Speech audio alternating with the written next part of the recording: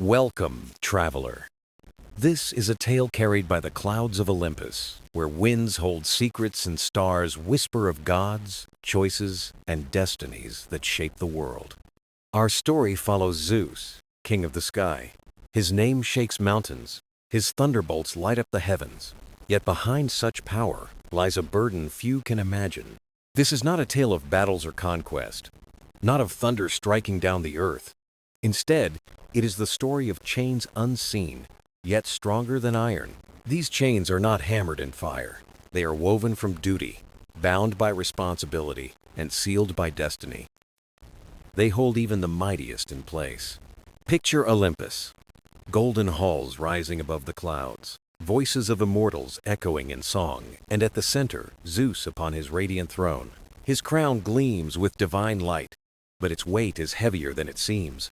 For power is not freedom, and even the sky can bind like a chain of its own. So listen closely.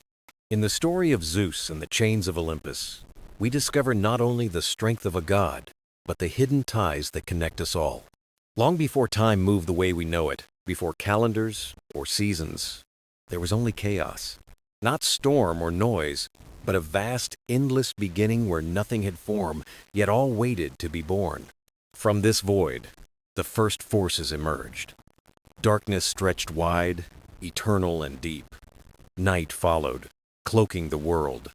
Then came light, sharp and radiant, chasing shadows and awakening life. The earth rooted itself in the center, firm and vast. Above it spread the heavens, an endless canvas awaiting stars. Slowly, the world began to take its first shape. Then came the Titans, towering beings who carved mountains, stirred rivers, and lifted skies. They ruled the young cosmos, and for a time, their power seemed unshakable. But destiny always shifts. Within the Titans' reign, a new force stirred, a child whose fate would rise higher than them all. That child was Zeus. Zeus was born to Cronus, the ruler of the cosmos, and Rhea, the mother of hope. But Cronus feared prophecy. He believed one child would one day overthrow him, so Cronus swallowed each child as they were born, one after another. Their light was dimmed before it could shine. Yet destiny cannot be undone so easily. When Zeus was born, Rhea's heart broke. She could not surrender another child. She fled to Crete, to a hidden cave veiled by mountains and whispers of the earth. There, Zeus was born in secret, nurtured not as a weapon of fate, but as a child of hope, a tiny flame hidden away from the shadow of his father. Nymphs cared for him. The goat Amalthea nourished him with milk. The Curetes clashed their shields so Cronus would never hear the baby's cries. Picture it now. A child destined for greatness, lying in a cradle of stone and moss. Guardians around him, echoing steel hiding his laughter from a father's fear. Years passed. Zeus grew strong beneath the hills of Crete. He watched the skies, listened to the stars, and felt their patterns whisper secrets into his restless heart. The chains of destiny were already wrapping around him. Invisible, yet certain. He was not free, but chosen. Bound not by iron, but by the path ahead. In time, Zeus stood ready. With Rhea and allies, he confronted Cronus. But what mattered most was not the struggle, but the turning of fate's great wheel. The swallowed children were freed. Hestia, Demeter, Hera, Hades, and Poseidon. Their voices rose with Zeus, together shaping the dawn of a new age. The Titans' rule ended. From chaos to Titans, and from Titans to Olympians, the cosmos shifted once again, like the slow but certain passing of seasons. Upon Mount Olympus, a throne gleamed against the sky. There, Zeus would watch over gods and mortals, his crown shining like fire, pressing heavy upon his brow. For even in triumph, he felt it. The unseen chains, responsibility, leadership, the voices of gods and mortals calling to him, asking for wisdom, demanding justice. So the story of Olympus began not with freedom, but with burden, not with glory, but with the knowledge that to lead is to be bound to more than oneself. Zeus was born in secrecy. rose in destiny, and claimed his throne, not for glory, but for balance. His crown shone, yet the chains were already in place. Glimmering silently, they bound the king of the sky to his duty. And though Olympus rang with laughter and song, Zeus knew the weight of his crown would never fade. The dawn of Olympus was bright. Golden clouds drifted across the sky, and the halls of the new gods rang with music and laughter after the age of Titans had passed. At the center sat Zeus, his throne gleaming upon the highest mountain. From a distance, it looked like glory, a king crowned by victory, a ruler, master of thunder and sky. Mortals lifted their eyes and prayed to him. The gods looked to him as well, waiting for his word to shape their fates. Power surrounded Zeus like the air itself. And yet, power is never light. Every prayer whispered by mortals pressed upon him. Every promise to the gods bound him tighter. Each new duty wrapped another invisible chain around his spirit. When storms struck, mortals begged for rain. When rivers overflowed, they begged for calm. When crops failed, they cried for justice. When kings fought, they asked him to choose. Each voice expected an answer. To sit upon the throne was not glory alone. It was to bear the balance of the world on shoulders that could never rest. In Olympus, the gods gathered. Poseidon demanded his seas. Hades reminded him of the underworld's order. Demeter pleaded for fertile lands. Hera spoke of loyalty and law. Every voice reminded Zeus that he was not free. His choices were chains. His crown was not only gold, but a weight, pressing heavier with each passing day. At night, Zeus walked alone on Olympus, gazing at the stars. He wondered if he envied the wind, free to roam valleys and oceans, bound to nothing but its path. He remembered Crete, where his laughter was hidden by the clash of shields. Back then, the world seemed open. Now, as king, he saw that height only deepens the burden. The gods called him ruler of all. Yet Zeus knew better. He ruled. Yes, but he was ruled in return by responsibility, prayers, and the order of the world. One night Hera asked softly, "Is a king free if he cannot leave his throne?" The question lingered. To walk away was betrayal. To stay was to be chained. His crown gleamed like fire. His thunderbolts shone bright. Yet these were not marks of freedom. They were symbols of burden, a prison carved from marble and duty. Still, Zeus did not despair. He saw that the weight was not meant to crush him, but to anchor him. The chains tied him to the world he swore to protect. Each day he rose to the task. He listened to prayers, weighed the pleas of gods, and chose balance.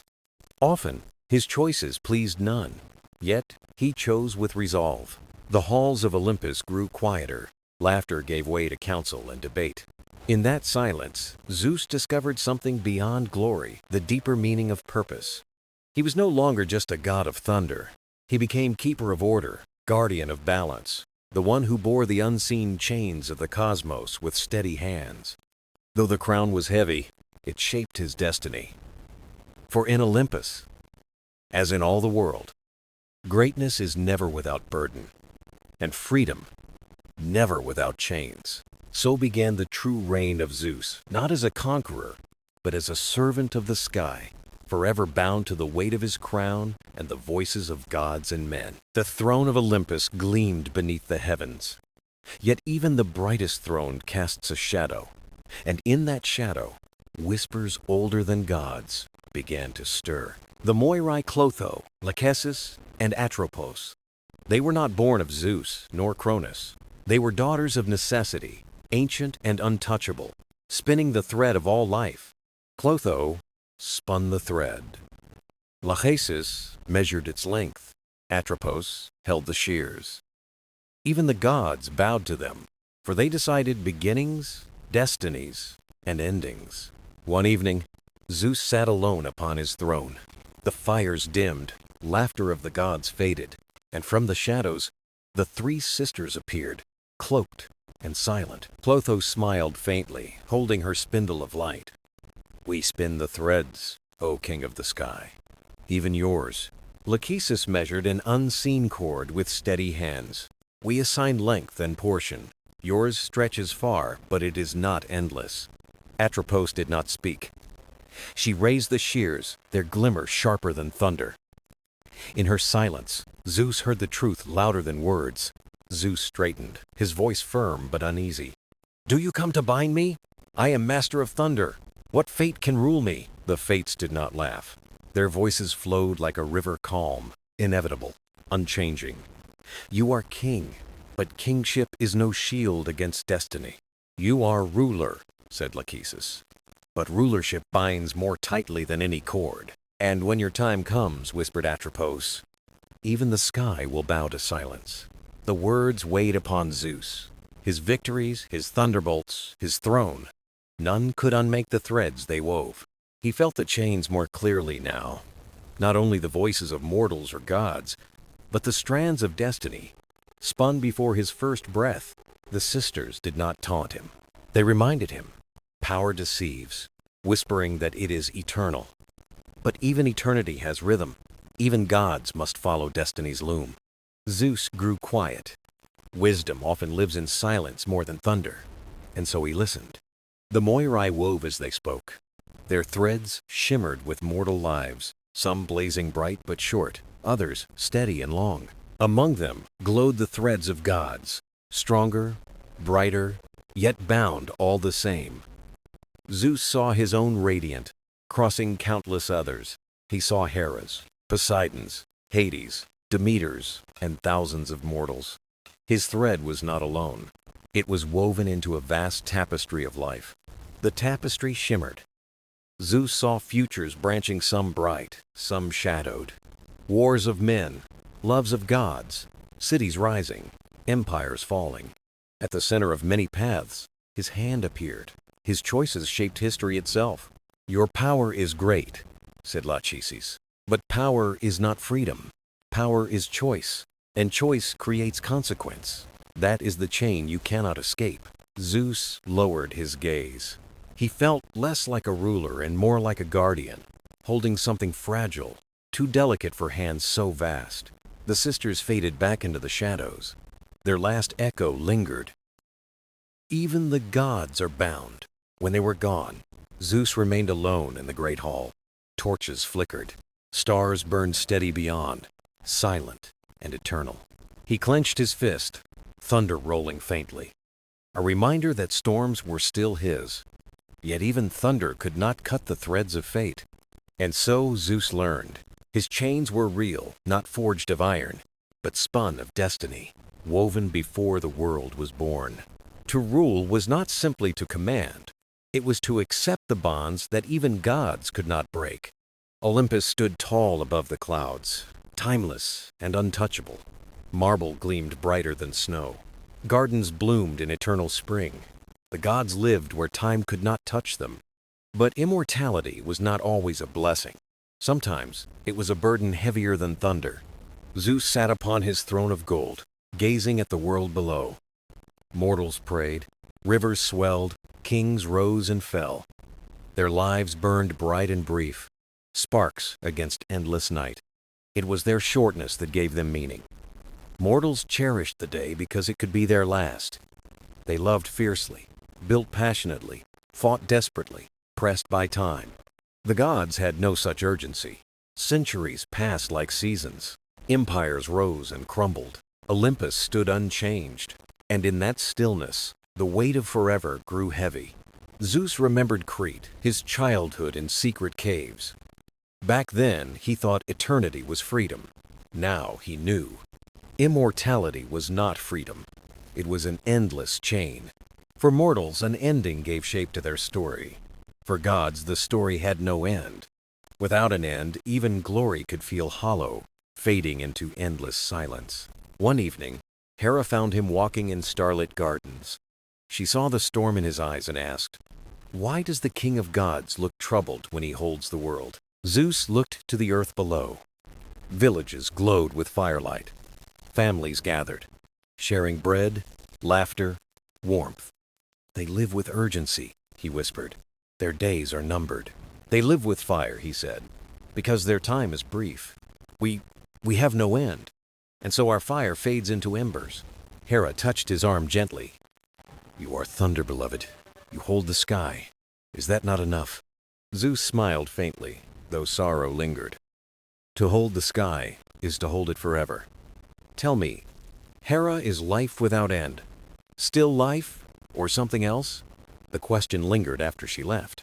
In the great hall, the gods feasted. Apollo strummed his lyre. Dionysus poured endless wine.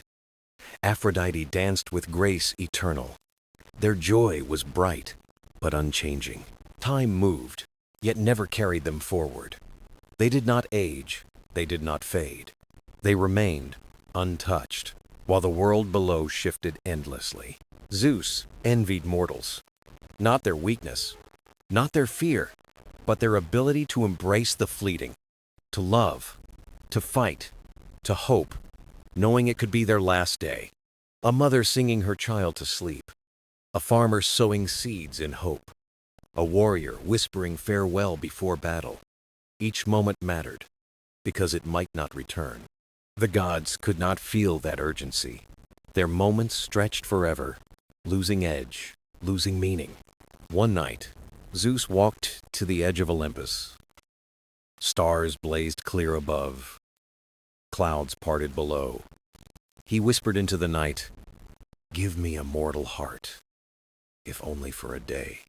The stars gave no answer. The wind carried his words away. Silence filled the sky. Yet longing grew stronger in his chest.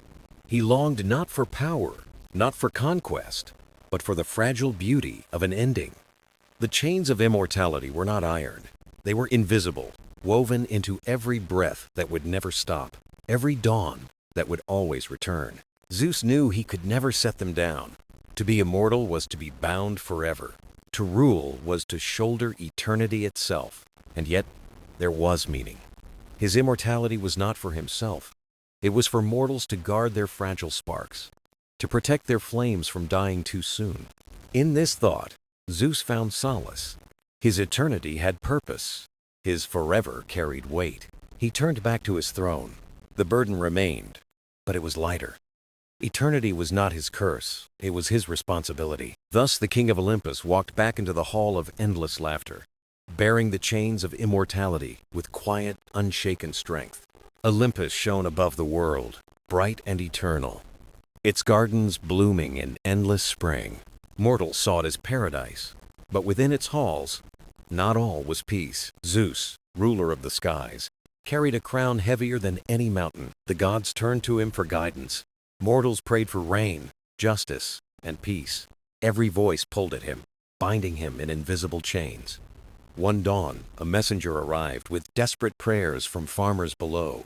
Their fields were dry, their children hungry, and they begged for rain. Zeus lifted his hand, summoned clouds, and rain fell upon the earth. Mortals rejoiced. But another kingdom cried out for clear skies. One kindness brought another sorrow. One answer created another silence. The chains of responsibility tightened. In council, the gods gathered, each with demands. Poseidon wanted storms. Demeter called for fertile soil. Athena asked for wisdom. Ares whispered for victory. Each voice claimed truth. But Zeus knew every choice denied another. He wondered if his throne was a seat of power or a cage. That evening, Hera found him walking in quiet thought. "You hold the world, my king," she said. "Why do you look as though it holds you?" "Because every prayer ties another knot," Zeus whispered. "Every choice is a chain." Hera's eyes softened. "You are king not because you are free, but because you are bound." Her words lingered, heavy as thunder, true as sky. Later, Hermes brought troubling news of two mortal cities. One prayed for justice, the other begged for mercy. Zeus listened to both. Justice demanded firmness. Mercy asked for compassion. He raised his thunderbolt, then lowered it, torn between two truths. He knew he could not satisfy all. Responsibility was not about pleasing everyone, but holding balance. That night, Zeus walked alone under the stars. He thought of mortals who bore burdens heavy for their short lives. How much heavier, then, was the law of the skies? At the edge of Olympus, he looked down on flickering lights. Prayers rose like smoke, carrying hope, fear, and longing. He felt each voice bind him tighter, cords pulling at his heart. But he realized those chains were not prison, they were anchor. They tied him not only to power, but to purpose. Without them, he would drift, lost in eternity. With them, he belonged. Thunder no longer raged as burden, but as resolve. Back in the hall, the gods pressed him with demands. But Zeus raised his hand, and silence fell. "I am not free," he said, "but in my chains I carry order. In my bonds I carry balance.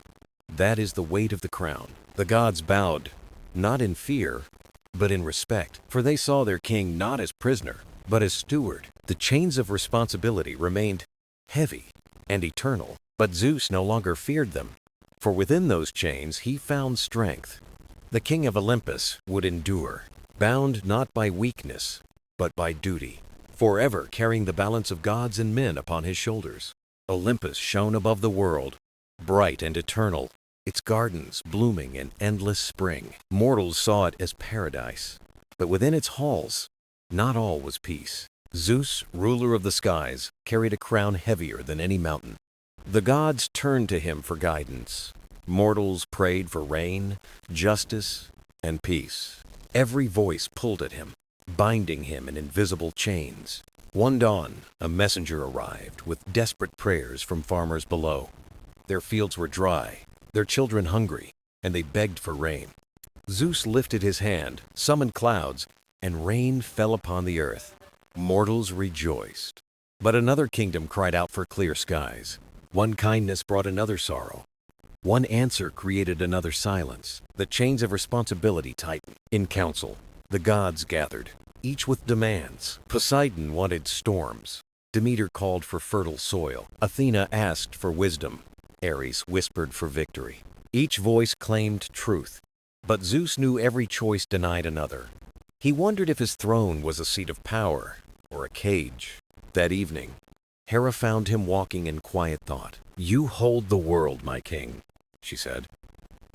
"Why do you look as though it holds you?" "Because every prayer ties another knot," Zeus whispered. "Every choice is a chain." Hera's eyes softened. "You are king not because you are free, but because you are bound." Her words lingered, heavy as thunder, true as sky. Later, Hermes brought troubling news of two mortal cities. One prayed for justice. The other begged for mercy. Zeus listened to both. Justice demanded firmness. Mercy asked for compassion. He raised his thunderbolt, then lowered it, torn between two truths. He knew he could not satisfy all. Responsibility was not about pleasing everyone, but holding balance. That night, Zeus walked alone under the stars. He thought of mortals who bore burdens heavy for their short lives. How much heavier, then, was the law of the skies? At the edge of Olympus, he looked down on flickering lights. Prayers rose like smoke, carrying hope, fear, and longing. He felt each voice bind him tighter, cords pulling at his heart. But he realized those chains were not prison, they were anchor. They tied him not only to power, but to purpose. Without them, he would drift, lost in eternity. With them, he belonged. Thunder no longer raged as burden, but as resolve. Back in the hall, the gods pressed him with demands. But Zeus raised his hand, and silence fell. "I am not free," he said, "but in my chains I carry order. In my bonds I carry balance. That is the weight of the crown." The gods bowed, not in fear, but in respect, for they saw their king not as prisoner, but as steward. The chains of responsibility remained heavy and eternal, but Zeus no longer feared them, for within those chains he found strength. The king of Olympus would endure, bound not by weakness, but by duty, forever carrying the balance of gods and men upon his shoulders. Olympus was never silent. Music and laughter filled its halls, but doubt whispered beneath the gold. Zeus knew this doubt well. It was subtle, quiet, and far more dangerous than thunder. Hermes brought word of unrest. Some gods whispered Zeus bore too much. Others feared he did not see them as equals. Zeus said nothing, but he knew pride. Even gods could let pride twist into suspicion. Poseidon rose first, storming into the hall, trident flashing like dawn. "Brother," he thundered, You hold the skies. But do you hold us? Do you trust us, or bind us in silence?" The gods turned. Some nodded with him. Others waited, uncertain. The air thickened like storm clouds. Zeus stood tall. "I do not chain you, but trust is not words. Trust is proven."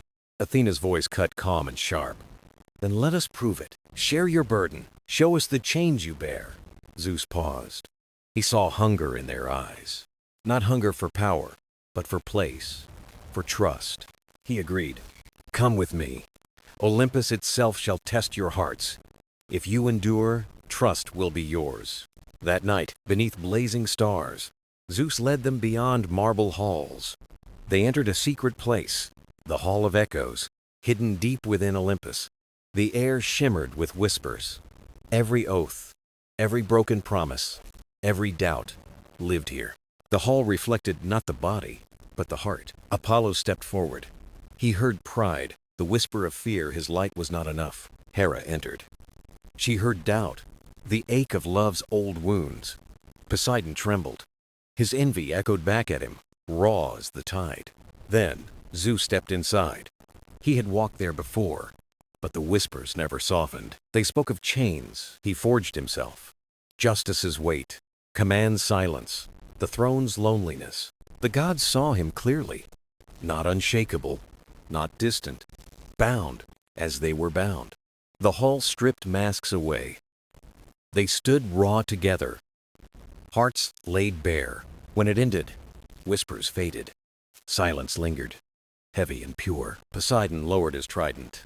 Athena bowed her head. Hera's eyes softened. Trust was not forged by thunderbolts or crowns. It grew in the sharing of burdens. Zeus returned to his throne, yet something had shifted.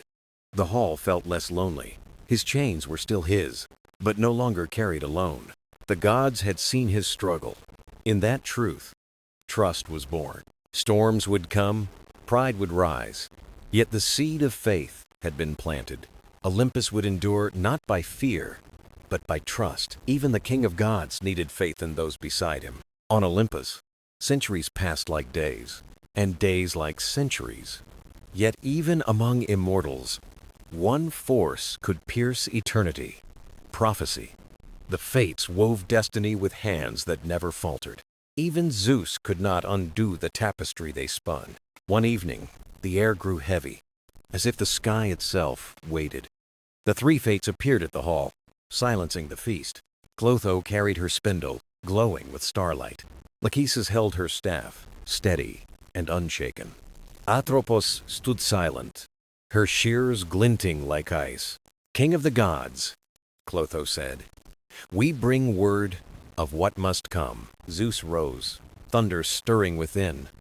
"Speak, sisters, what fate do you carry?" Lachesis answered, her voice calm but sharp. "The chains you bear grow heavier. A choice awaits." The gods stirred uneasily. Even Apollo leaned forward to listen. Atropos spoke last. "One day, Zeus, you will choose between crown and compassion, between eternity and freedom." The hall fell silent. Even Dionysus set aside his wine. Zeus's voice rumbled. "If such a trial awaits, then let it come. I have carried chains before." But within, a shadow stirred.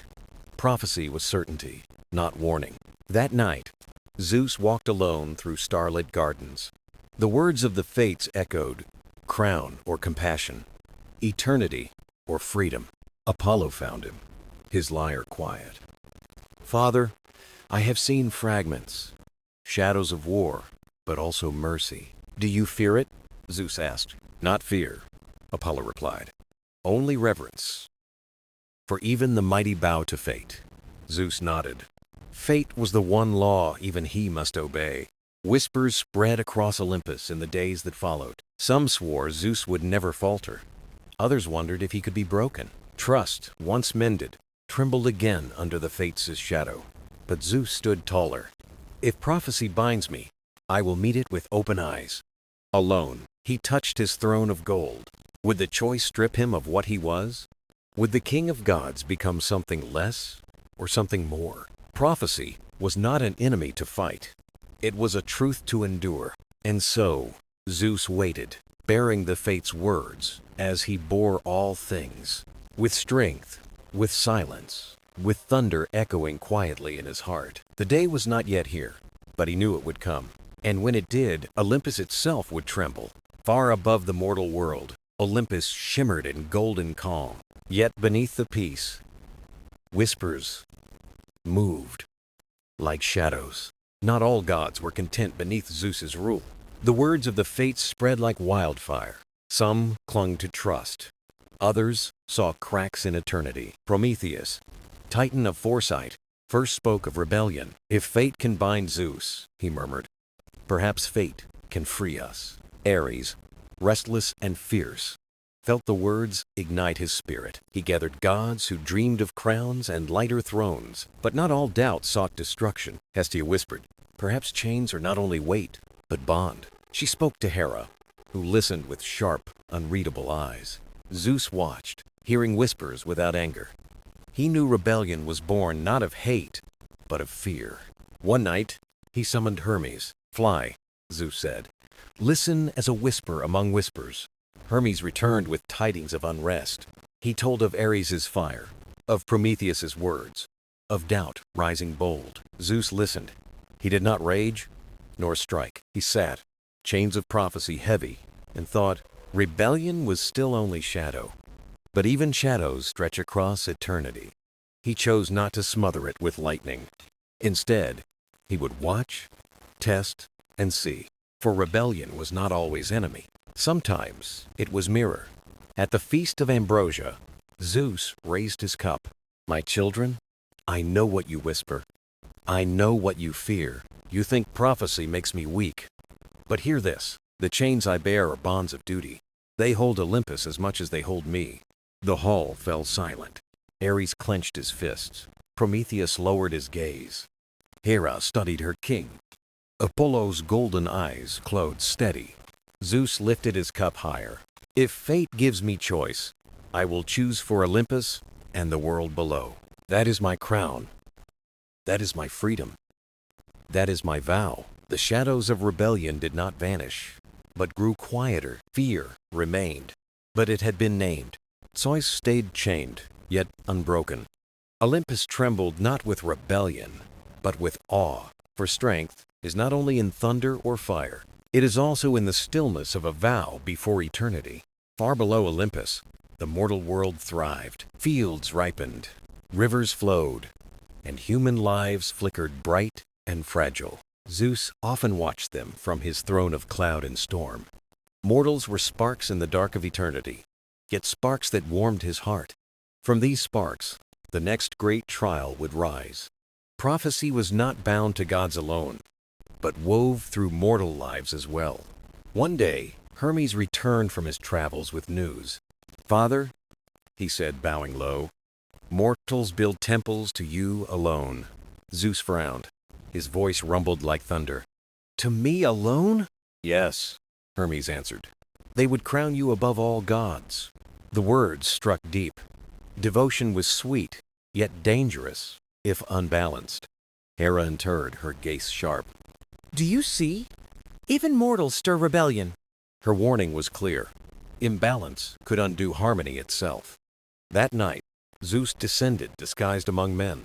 He saw temples rising, songs raised to his name. He saw quarrels between those who praised thunder above harvest, storm above hearth. Beside a fire, mortals argued with passion. One declared, Zeus alone saves us. Why honor the rest? Another replied, without Demeter we starve. Without Hestia we freeze. Their voices clashed. Yet Zeus saw no malice, only fear. Mortals sought certainty, not rebellion, in their fragile lives. He returned to Olympus and called the gods to council. Mortals crown me above you, he said. What shall be done? Some demanded punishment. Others counseled silence. Then Athena stepped forward, wise and calm. This is not arrogance, she said. It is fear. Mortals cling to the strongest hand when storms rise. The trial is not of them, Father, but of you. Her words struck true, and Zeus stood in thought. Thunder rolled as he rose. Then I will answer with truth. He appeared before mortals in radiant power. The earth trembled, the heavens blazed, men fell to their knees. "Children of the earth," he said, "your prayers I hear, your devotion I cherish, but I am not alone. Without harvest, you starve. Without fire, you freeze. Without the sea, you thirst. I am king, but king among kin. Honor me, but honor all, for only together do we guard your days." Mortals trembled, their fear turning into reverence. Some wept, some sang, others lit fires for other gods that night. The test of mortals became the test of Zeus himself. Not whether he would claim all power, but whether he kept balance. He returned to Olympus, heavy but steady. Chains of prophecy still loomed, yet his vow was renewed. The sparks of mankind glowed brighter for it. Olympus had faced storms of prophecy and rebellion, yet the greatest trial lingered unseen. In hidden chambers of the mountain, whispers gathered like smoke. These were not the feasts of gods, but the secret council of shadows. Its members were hidden, some gods, some spirits, and some doubts given form. They conspired in silence, weaving threads of fate against Zeus. "Zeus grows too strong," one whispered. "Mortals crown him above us." Another hissed, "Then let prophecy bind him. He will trap himself." Their plan was not war, but patience, a snare woven in silence. Far above, Zeus felt the stirring. The skies grew restless. He sensed no battle, but a quiet web forming around him. He summoned Athena, Hera, Hermes, and Apollo to his side. "There are whispers," he said. "Not all shadows are silent." Athena's gaze sharpened. "A secret council. They guide prophecy, not break it." Apollo's eyes saw far. "They weave doubt beneath our very thrones." Hera's voice cut firm. "Drag them into light. Expose them." But Zeus shook his head. "No. Shadows scatter and return unseen." Hermes bowed low. "Let me go. I will hear their whispers." Zeus agreed, though unease lingered in his heart. Hermes wandered through caverns, temples, and forgotten paths. At last he found them, the council hidden beneath the mountain. Their voices spoke of chains, prophecy, and patient betrayal. They would not strike. They would wait until Zeus chose his own undoing. Hermes returned grave. "It is true. They weave thought into chains." Zeus's eyes flashed like stormlight. "Then prophecy will be my test," Athena warned him. "Their weapon is patience. They will wait." Zeus rose tall as the mountain. "Let them wait. I will not bend." The council of Olympus fell into heavy silence. They knew the war ahead was not thunder, but whispers. That night, Zeus stood alone beneath the eternal stars. He felt prophecy's tug, rebellion's weight, and the shadows' gaze. Yet within, his fire burned bright. He had faced worse. No chain of iron, word, or fear would define him. The council of shadows wove below, but Zeus prepared above. The true trial of Olympus had only begun. The skies above Olympus churned with unease. Storm clouds gathered, not of weather, but of fate. The council of shadows whispered below, waiting in silence. Mortals lit fires, their prayers rising into the night. Zeus stood on the highest peak, lightning at his fingertips. He felt the chains of prophecy tighten with each passing day. They were not of iron, but of certainty unyielding. He remembered the old words. The king of gods would be bound. Hera approached, her voice edged with worry. "You carried Olympus through storms. Will you let prophecy bind you?" Zeus's gaze was deep as thunderclouds. "Chains may break if the will is strong. Shadows will not define me." The gods gathered. Athena, Apollo, Hermes, Poseidon, and more. They came to witness, to see if Zeus could withstand the trial. Below, shadows stirred, their whispers rising like smoke. "You are bound," they hissed. "Chains are your destiny." Zeus felt the weight. Phantom chains pulled at his soul. For a moment, even he faltered under prophecy's grip. Athena stepped forward, her voice cutting through the storm. "Father, prophecy is a path, not a prison. You are not bound unless you surrender." Her words lit a spark inside him. Zeus straightened, lightning flaring in his hands. "I am Zeus. I'm storm and calm, chain and breaker. Prophecy may whisper, but I decide the answer. The chains pressed harder, shadows weaving doubt. Mortals trembled. Gods held their breath. The mountain groaned beneath destiny's weight. Zeus lifted his arms, a cry shaking the heavens. The invisible chains shattered in silence. Prophecy was not denied, but transformed by choice. The whispers faltered, the web undone. Hera exhaled, relief in her eyes. Apollo strummed his lyre in triumph. Hermes laughed with joy. Poseidon's roar echoed from the sea. Athena smiled, certain of her father's will. Below, mortals felt the shift as hope. The fires burned brighter in their trembling hands. Zeus stood tall, unchained, his throne secure, not by fear, but by choice and kinship. Prophecy may bind, shadows may plot, chains may weigh heavy, but the will to rise and choose is greater still.